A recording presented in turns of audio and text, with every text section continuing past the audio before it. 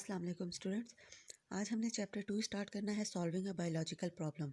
इस चैप्टर में हम डिस्कस करेंगे कि कोई भी बायोलॉजिकल प्रॉब्लम हो, मींस के लिविंग ऑर्गेनिज्म से रिलेटेड कोई भी प्रॉब्लम हो, उसको किस तरह से सॉल्व किया जाता है, कौन से मेन बेसिक स्टेप्स हैं जिनको फॉलो किया जाता है किसी भी प्रॉब्लम को सॉल्व करने के लिए।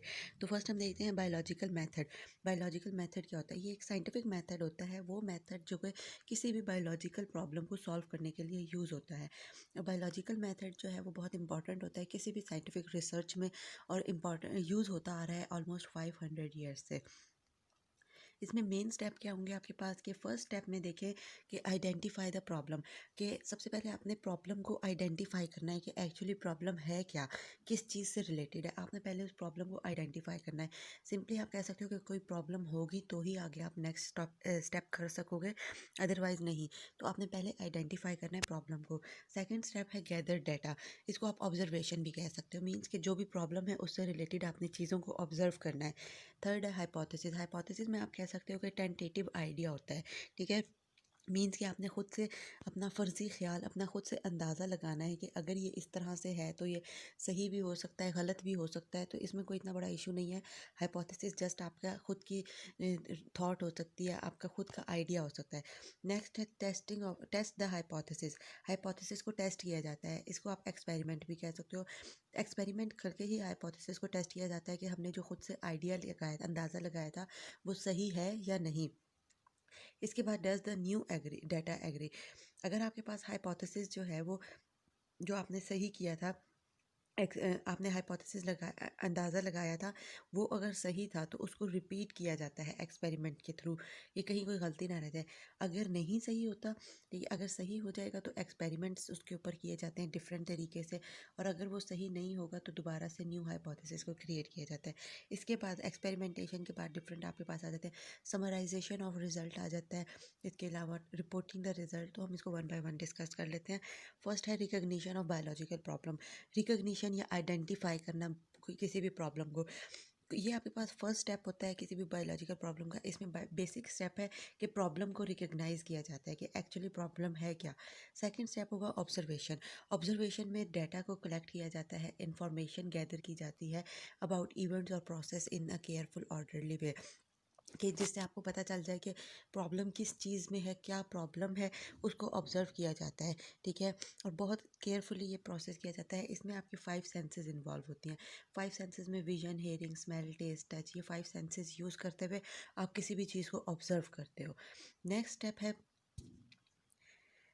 अच्छा, इन्फॉर्मेशन में आपके पास जो इन्फॉर्मेशन आप कलेक्ट करते हो, ठीक है, ऑब्जर्वेशन के थ्रू, वो आपके पास दो तरह की हो सकती है, या तो क्वालिटेटिव होंगी या फिर क्वांटिटेटिव। ये दो तरह की कैटेगरीज में आप डाटा कलेक्ट कर सकते हो, क्वालिटेटिव और क्वांटिटेटिव में। अब इसमें डिफरेंस क्या है?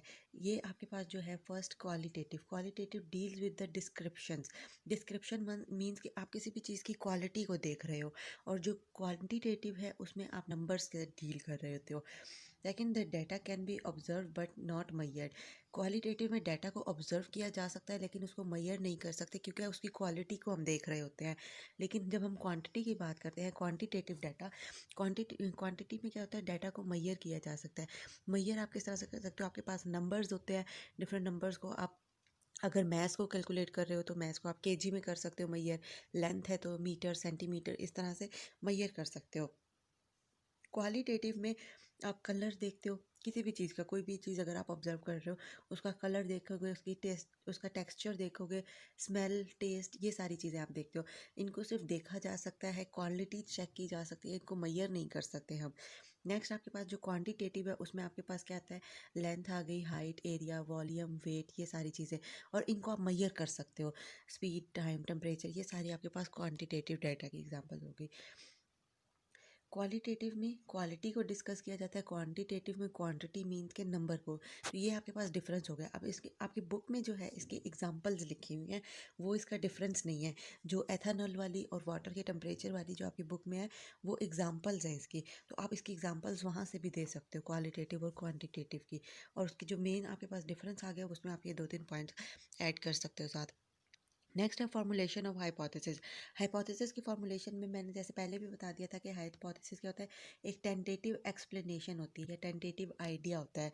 मीन्स के उसमें आपको खुद श्योरिटी नहीं होती कि ये ठीक है या गलत है, आपने खुद से एक अंदाज़ा लगाया होता है। हाइपोथेसिस के कैरेक्टरिस्टिक्स देख लेते हैं, डिफरेंट कैरेक्टरिस्टिक्स होते हैं। फर्स्ट आपके पास क्या है, should be general statement. Hypothesis जो आप कंक्लूड ड्रॉ करोगे वो आपके पास सिंपल सी एक स्टेटमेंट होनी चाहिए, बहुत उसमें लंबे चौड़े पैराग्राफ लिखने की ज़रूरत नहीं होती, सिंपल सी एक स्टेटमेंट हो। नेक्स्ट है टेंटेटिव आइडिया। टेंटेटिव मीन्स कि ये फर्जी ख्याल होना चाहिए आपका।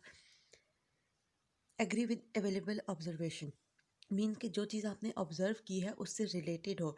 ऐसा नहीं कि आपने ऑब्जर्व कुछ किया है, हाइपोथेसिस आप किसी और चीज़ के बारे में दे रहे हो, तो ये गलत हो जाएगा। जो आपने ऑब्जर्वेशन की है उसी से रिलेटेड हाइपोथेसिस कंक्लूड करना होता है।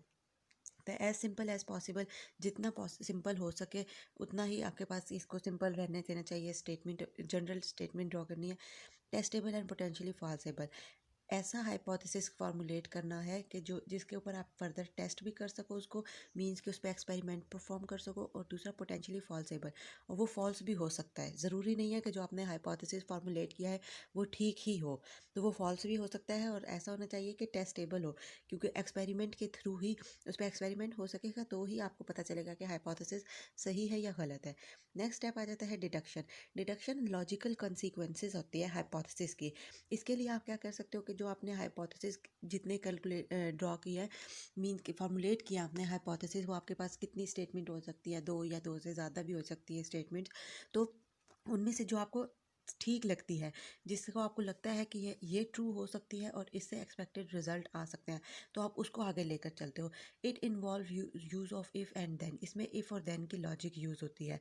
इफ़ का मतलब अगर, और देन तो ऐसा होगा। तो आपको क्योंकि खुद श्योरिटी नहीं होती उस चीज़ के बारे में कि ये ठीक है या गलत, इस वजह से आप उसके साथ इफ़ या देन यूज़ करते हो। नेक्स्ट है एक्सपेरिमेंटेशन।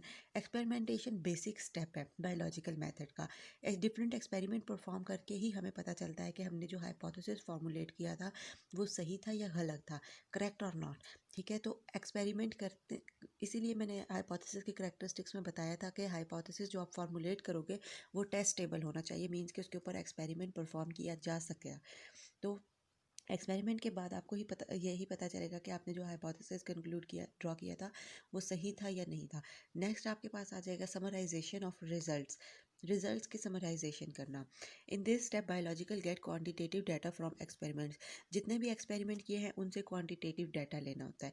मीन्स के जो आपने एक्सपेरिमेंट्स किए उनका जो रिजल्ट आया उनको आपने समराइज़ कर देना होता है। मीन्स बहुत ज़्यादा डिटेल में नहीं, समरी आप लोगों को पता होगा कि शॉर्ट फॉर्म में आसान अल्फाज में इसको एक्सप्लेन कर देना, तो उसको समराइज़ कर दिया जाता है सारे डाटा को इकट्ठा करके।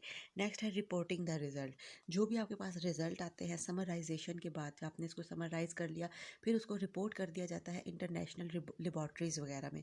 इसको किस लिए लेबॉर्ट्री वगैरह में किस लिए किया जाता है, ताकि लेबॉर्ट्री में जो लोग काम कर रहे थे वो इस चीज़ पर वर्क करें, इसको टेस्ट करें।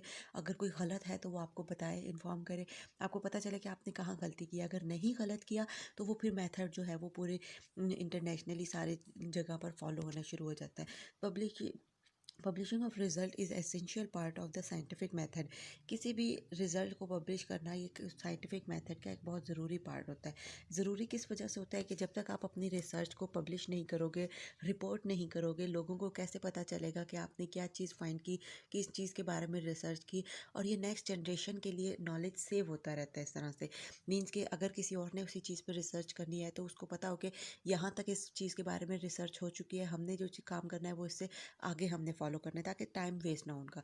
तो ये एक बहुत ज़्यादा इंपॉर्टेंट प्रोसेस स्टेप होता है बायोलॉजिकल प्रॉब्लम का, बायोलॉजिकल प्रॉब्लम को सॉल्व करने का। ओके स्टूडेंट्स, आई